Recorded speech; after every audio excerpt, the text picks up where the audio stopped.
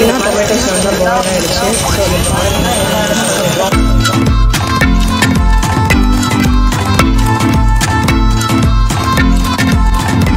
Hi friends, welcome to Sophie kitchen. இன்றைக்கி என்ன செய்யணும்னு பார்த்தீங்கன்னா வாழைத்தண்டு வச்சு குழம்பு வைக்க போகிறோம். ஃபஸ்ட்டு வாழைத்தண்டு இப்படி தான் இருக்கும். இதுக்கு மேலே உள்ளதெல்லாம் ஃபஸ்ட்டு நம்ம தோல் எடுத்துடும். இதெல்லாம் எல்லாத்தையும் எடுத்துடணும். வாழைத்தண்டு நல்லா அந்த மேலே தேவையில்லாத எல்லாத்தையுமே கட் பண்ணி எடுத்தாச்சு. இப்போ இதை எப்படின்னா நார் நம்ம எப்படி எடுக்கணும்னு பார்த்தீங்கன்னா, இது சர்க்கலாக கட் பண்ணிங்கன்னா நார் ஈஸியாக இருக்கும். இங்கே பாருங்க, இதெல்லாம் சர்க்கலாக கட் பண்ணும்போது நார் இது இந்த மாதிரி எடுத்தீங்கன்னா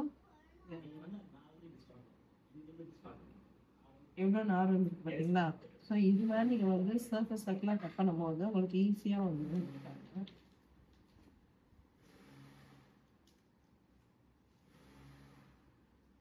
இது மாதிரி சர்க்கலாக கட் பண்ணிவிட்டு ஒரு பாத்திரத்தில் தண்ணி எடுத்துக்கோங்க. அதில் எல்லாத்தையும் எடுத்து வச்சுட்டு போட்டுருங்க. அதுக்கப்புறம் அது சின்ன சின்னதாக கட் பண்ணிக்கலாம்.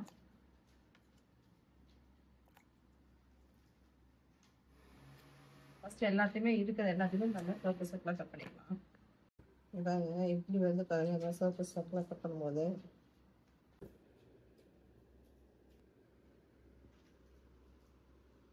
இப்போ இது மாதிரி பார்த்தீங்கன்னா குட்டி குட்டியாக கட் பண்ணிக்கோங்க அந்த வாழைத்தண்டை. இப்போ பாருங்க நாரே இல்லை.